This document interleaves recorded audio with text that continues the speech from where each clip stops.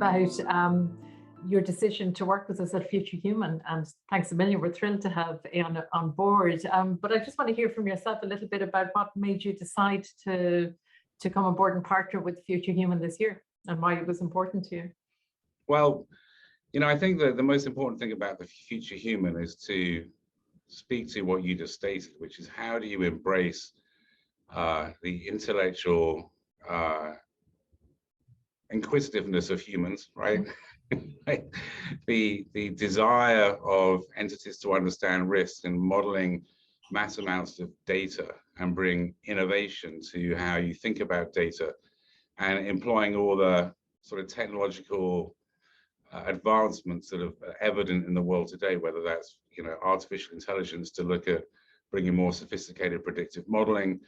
And if you embrace innovation, which is what Future Human's all about, if you understand that the future employee, right, is going to need to understand and embrace technology, not only just around how you understand risk, but how that risk is even distributed, digitally, and the data capture in that, becomes essential in creating solutions that will solve, some of the really big questions that are out there, like supply chain. If you think of supply chain, it's an immensely complicated, interrelated set of circumstances that may not seem as interrelated as they first appear, but you can follow technology around network theory, which speaks to the interrelating of industries together, and if there's a particular event, how that impacts many industries at the same time, and trying to quantify that and bring stability to that distribution chain is important. And also thinking through how you can bring certain professional standards to the distribution chain. Right? So, I mean, examples of that might be as simple as, it's a complicated issue, but so I say that with sort of tongue in cheek, food distribution. Mm-hmm.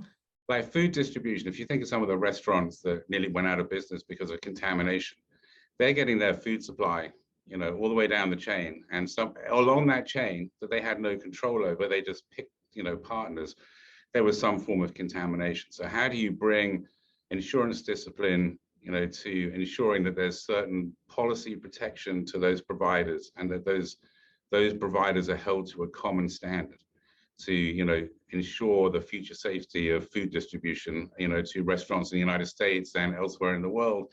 And so when you start thinking, it's an enormous, right, it's a fascinating task, but it's an enormous task that the insurance industry is taking on. And so Future Human, to make people see the possibilities and embrace technology and innovation, and to have a sort of an employee of the future that can understand that, is critical if we're going to solve any of these problems. We can't just, show up to the same office every day, sort of do the same thing that we used to do and expect to solve, a series of increasing complex issues that are, and that complexity is increasingly almost like Moore's law. It's like it's dynamically increasing and multiplying all the time.